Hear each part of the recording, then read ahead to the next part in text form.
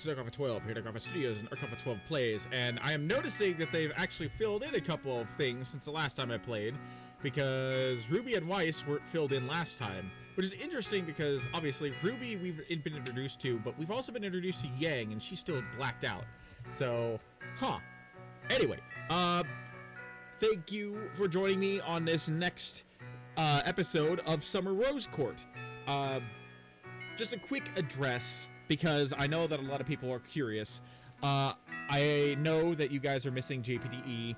I do apologize. If you guys have seen my update video, then you already know why I put it on hiatus. It's because, the creator of Professor Peach doesn't want Peach in the game anymore. So Manos had to come up with a new design, which he has, which will be in 2.20, which, since I'm a $25 and up subscriber to Patreon, at least for right now, that should release, I think, on Valentine's Day, February 14th.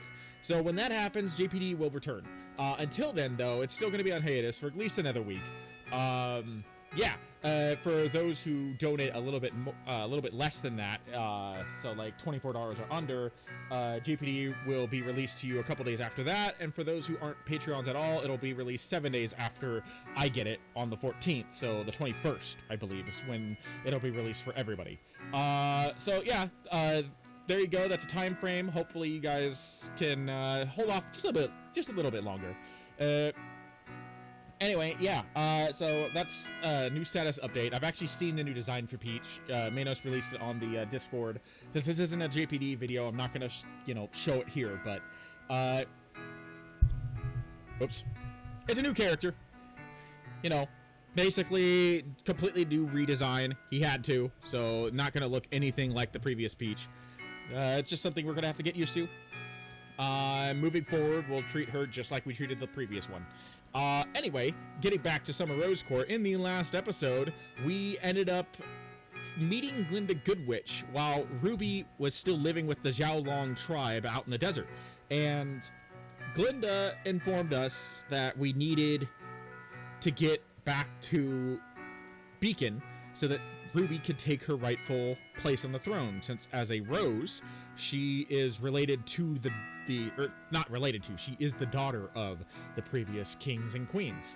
So Ruby has to go back, and she didn't want to, but after a couple Grim attacks that slaughtered a lot of the Xiao Long tribe, she realized that the Grim are getting too dangerous, and if she wants to protect her family, her new family, she's got to go back and reclaim the destiny, I guess, that was left for her by her old family.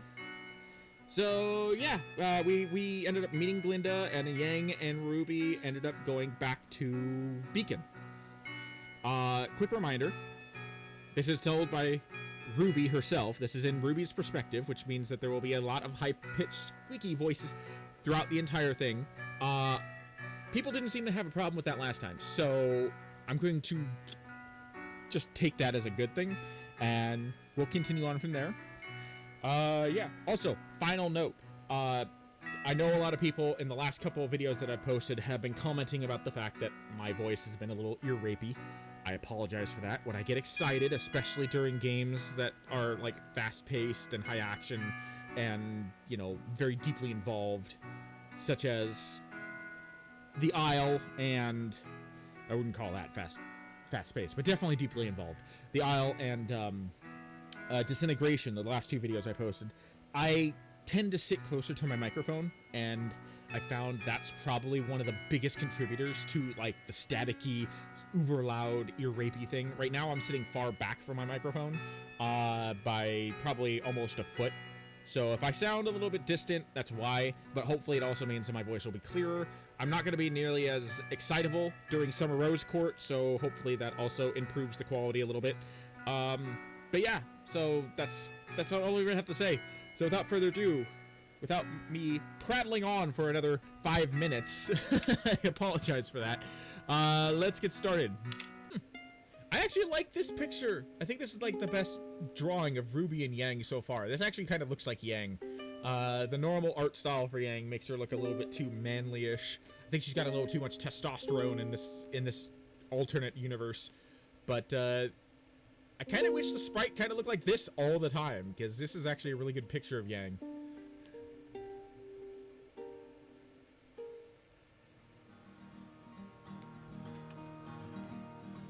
Draconic resilience shortens our trip by half. Why the rush anyway? We've agreed to come along. Isn't that enough? My colleague, Lord Ozpin, his life is at stake. Because RWBY's not on the throne? Precisely. The throne has its own magic, and it does not suffer usurpers. Anyone not of the Rose bloodline who dares to use the throne's power is drained of their aura. This is eventually fatal. You needn't worry about yourself, Lady RWBY. It will not harm you. However, with Ozpin so occupied, we've been unable to deal with certain concerns. Like? Asking for assistance from other planes, for one.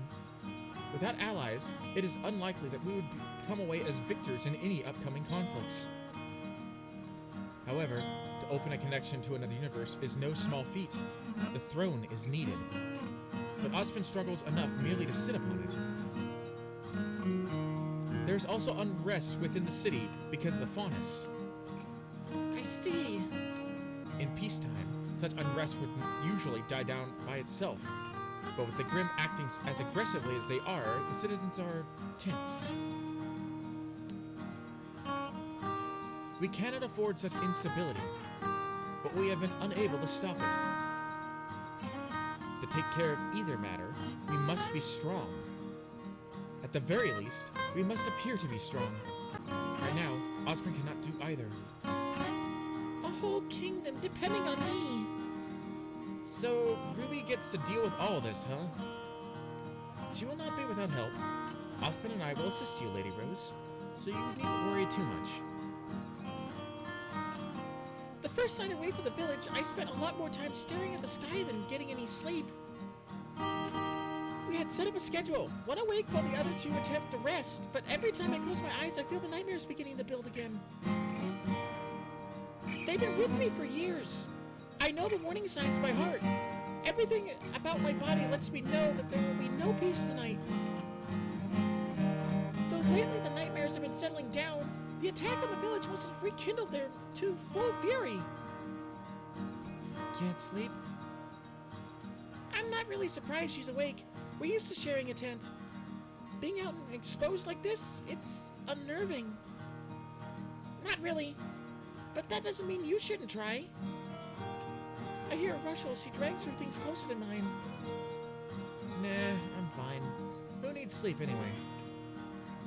Laughing under my breath, I duck my head down. The air is cold and I shiver even with the heat of our campfire nearby. I wish I could sleep. My head, The nightmares again? Yeah, I thought I was over them. Me too. Must be tough.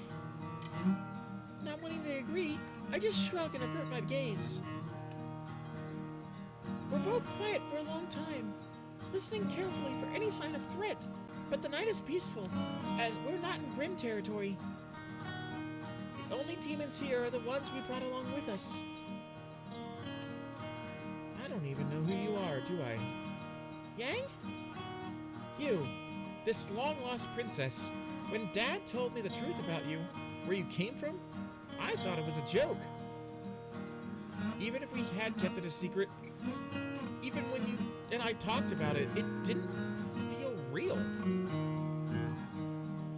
I was too scared to believe it. I didn't want to. I'm sorry, Yang. I don't want to go back there. I want to stay in the desert. You know I do. But the Grimm, they've never acted like this before. They got past the defenses you set up around the camp. They killed so many of our people. I know. I'm not arguing with you there. I'm just saying. I was always scared that one day you'd leave again just as quick and quiet as you arrived. Now that it's happened, I'm just relieved that I was able to go with you. I'm glad too. I don't think I can do this alone. You won't, RWBY. I mean, Princess RWBY? I mean, is that even your name? Who are you, really? Ruby Rose. That was never a lie. My full name is a bit strange, but Uncle Crow nicknamed me Ruby, and it's stuck. So her name isn't actually Ruby in this.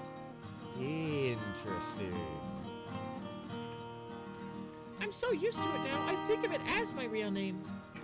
And I wouldn't be the first monarch to rule by a nickname, so really, you can just keep calling me that. I actually prefer it. I hate my real name. And Rose? There are a million Roses in Vale, Yang. That doesn't even get into some of the other offshoots of the royal lineage. There are the Roses, the Black Roses, the Stone Roses, the Rose Arcs, the Rose Linds, the Rose Thorns, the Snowfires, the Osirises, the Rosewells, the Rose Woods. All right, I get it. There are a lot of roses. Tons! I had to memorize all of them when I was still living at the castle. Guess it's stuck. It's just a common surname, especially among nobles, or people who hail from that part of the plain.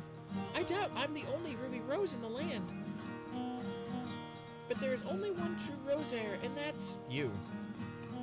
Yeah, apparently. It's kinda nice to finally be able to talk about this stuff. Well, I'm here if you ever need to vent. Thanks. And Yang? Yeah? Please, when we get to Vale, don't let this Ozpig guy call me by my real name. I'm Ruby. You're Ruby. Even as a queen or a princess, I don't want that to change. I had to leave the rest of my Xiao Long life behind. I don't want to lose that too. I don't want to lose my name. You won't. I promise. But, so it doesn't catch me by surprise, what is, your princess name? Leaning closer, I put my hand on her shoulder and I whisper it in her ear. She starts to laugh. Yang! No! It's not funny! Oh my god, that is the dorkiest... Yang! How do you even spell that? Covering my face, I turn away from her. You're the worst. I knew I shouldn't have told you. Don't worry, little Rose. I'll keep your name safe for you. That mollifies me somewhat, but I'm still peeved for a while that she laughed at me. Sometime in the middle of the night, I fall asleep next to her, head resting on her shoulder. She takes both of our shifts. Oh, poor Yang. She's probably gonna be dead tired in the morning. We rise early in the morning and travel well into the night, stopping only for necessities and the midday sun. Your Grace, are you ready to leave yet? Yang, stop calling me that! Yes, a princess should be properly addressed as Your Highness. After her coronation, of course, you should refer to her as Your Majesty. In that case, Your Highness, our... Don't even! I swear I'll make you the court gesture!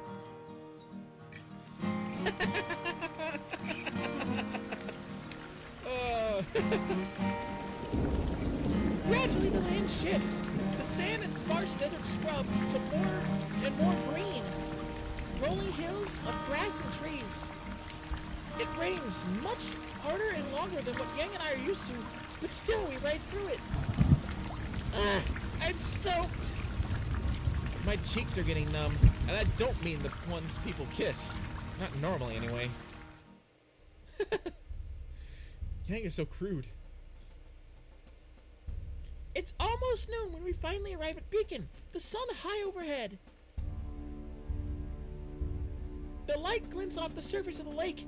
There are ships, some anchored in the harbor and others heading eastward towards the river's mouth. Ember and Celica's claws scrape and clatter as we cross the bridge. There's more than enough space for us to ride abreast. Halfway across the bridge leading into Beacon, Glynda raises her one hand, not slowing a bit. She sends something flying into the air. When the object reaches its peak, she opens her fist and it explodes, a loud rumble booming for any in the area to hear.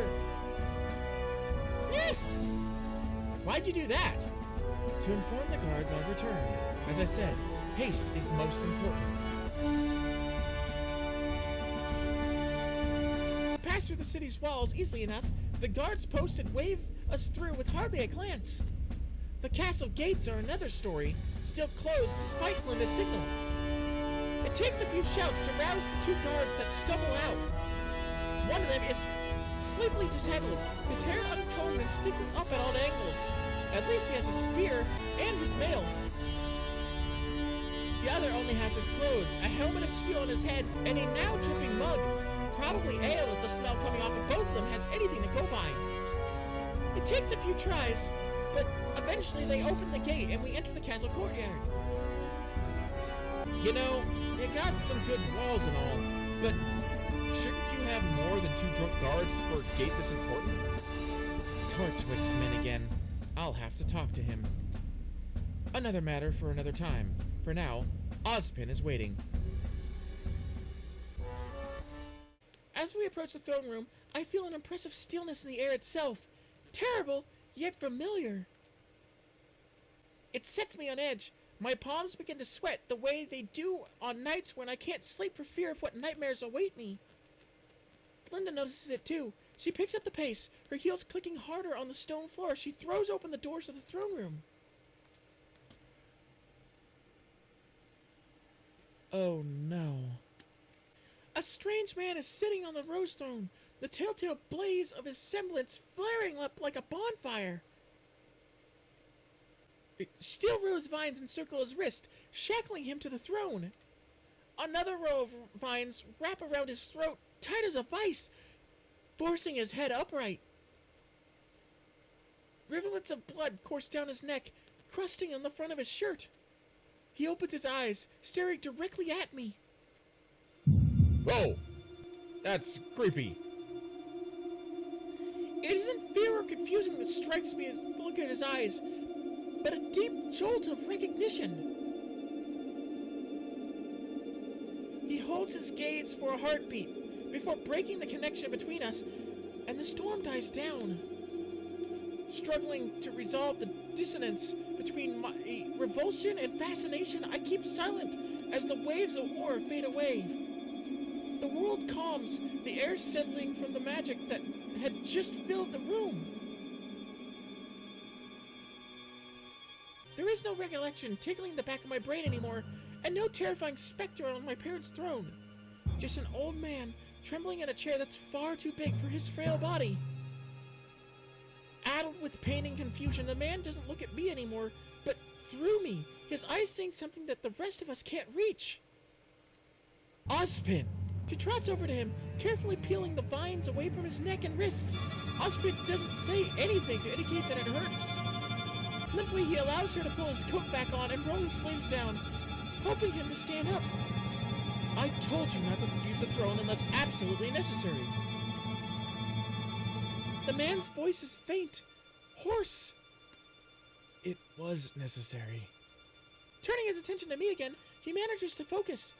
A crooked smile makes his face handsome almost. Genuine kindness shines from his eyes. Ruby Rose. The last time I saw you, you were but an infant swaddled in your mother's arms. Before he could say anything else, his eyes rolled back into his skull and his knees gave way. Whoa! Yang runs to help catch him, helping Glynda set him gently on the floor. Who is this guy? This is Lord Ozpin, the man who has been trying to keep this kingdom safe, and a very dear friend. Glynda takes his hand to inspect the wounds on his wrists. And an idiot who has lost far too much blood. Glynda calls for a guard, and hovers anxiously as I take him away. She speaks under her breath, not to me or to Yang, but to herself. Her fists clench and unclench, nails digging into her palms. He's dying. He's dying right now. I told him one more session on the throne would be too much, but he... Noticing us staring at her, she straightens her back. Ruby, it's time. We need to crown you immediately.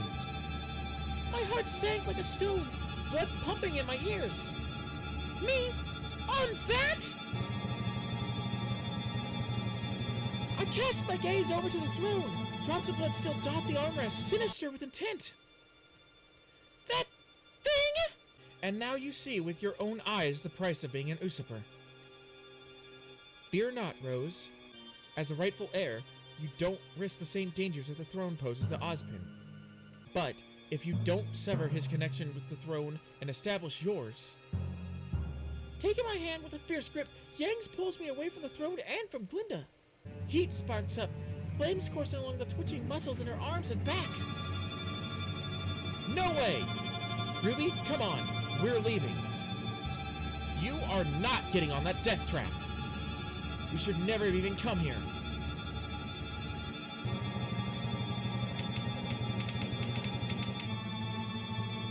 Ruby's not the type of person to run away from destiny. She faces it head on, and I'm going to portray her as such. I'm not scared.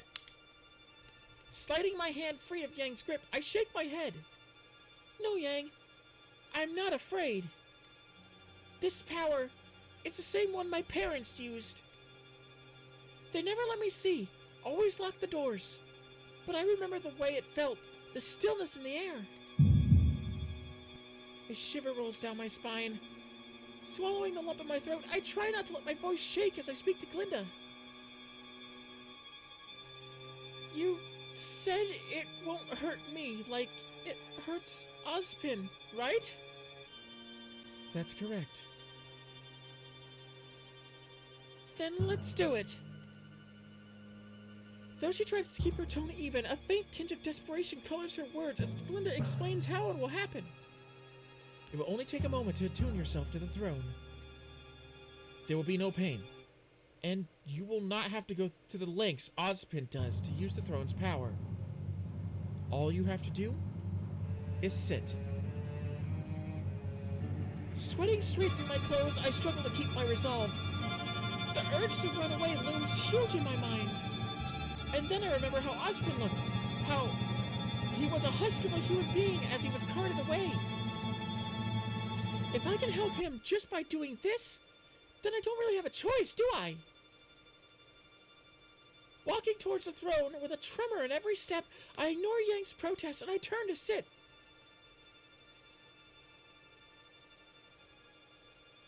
The vines whip out immediately, lashing me to the throne. Power surges through me, raw and unfiltered. So much! Too much! Vaguely, I can sense the winds picking up, my own semblance amplified and expanded by the power of the throne. Ruby! Yang yells, her semblance flaring up into an inferno. But just as quickly as the vines taste my blood, they retreat back into this design of the chair, and I'm left with nothing but a few shallow cuts. Glynda lets out a huge breath of relief. My hands stop trembling. A calm overtakes me. In the wake of that terrible awesome power, I'm left curiously empty. The chair has accepted me as the rightful queen. Thank goodness. It worked. The hard part is over. Now we just need to complete the formalities. The news that the Rose Heir has been found stirs mixed emotions in the kingdom.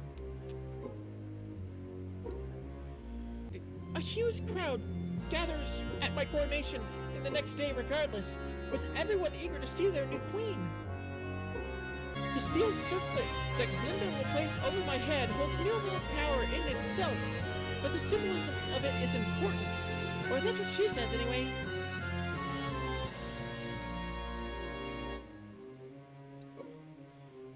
Though he's still suffering from the effects of the throne, Ozpin is well enough to attend. He oversees the ceremony himself. I can't remember ever seeing so many people at once. I can only look at their faces, hundreds of them, maybe thousands. Each one belongs to an individual with hopes and dreams and fears.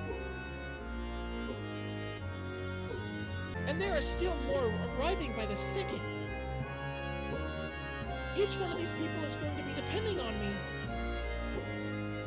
The reality of it all is humbling beyond belief. In the wake of my parents' rule, how will I compare? Will I be able to carry on their legacy? This is where life as Taiyang's youngest daughter ends for good. I've returned to the world I was born into, but as a stranger. Living in the desert, even with Yang by my side, everyone knew I was an outsider, but really, I don't belong here either. Sensing my nerves, as she always does, Yang puts her hand on the small of my back, steadying me with a familiar, comforting gesture. Casting off negative thoughts like a bad dream, I try to focus on the coronation. I can't think like this now. If I want to be a good queen, I can't get trapped in my own head. I can't second guess myself. I just need to do the best that I can. Standing before Ozpin, I take a deep breath. Though white-knuckled and trembling faintly, he still keeps a strong grip on his cane and stands tall. Our introduction had been brief, strange, and terrifying, but I still find myself trusting him implicitly. Croa trusted this man. I will too.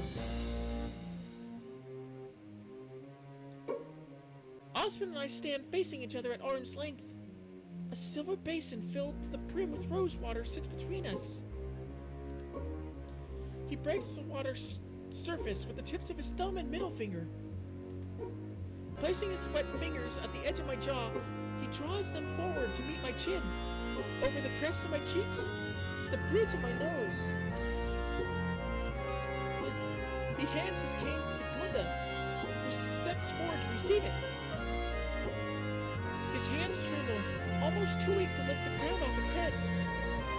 His breathing is labored until the very moment the crown loses contact with his head, and I bow my head to receive it. The crown, crafted of such delicate metal, is so light that I barely feel it on my head. What I can feel is the way the crowd's energy changes when Ozpin puts it on me. Their expectation is heavy, almost crushing. As Ozpin closes the ceremony and the crowd disperses, I blink at the cloudless sky. For today, the sun is shining. The future may be dark and uncertain, but I've survived this long. That has to count for something. Okay, so I'm going to wrap it up here. Mostly because of the fact that I need time to edit this before I get to work and release it as soon as possible, so you guys can enjoy it. Okay, so yeah, so Ruby is now officially the princess, and oh my god, that image of Ozpin's probably going to haunt me for my dreams for a while. Whew! Yeah. I am very interested in seeing where this story goes from here, because as I continue playing, things get more and more entertaining, I think. That's just my personal opinion. I look forward to seeing what the future holds with this storyline. Anyway, thank you for joining me. This was Arcalpha 12, and I shall see you in the next video.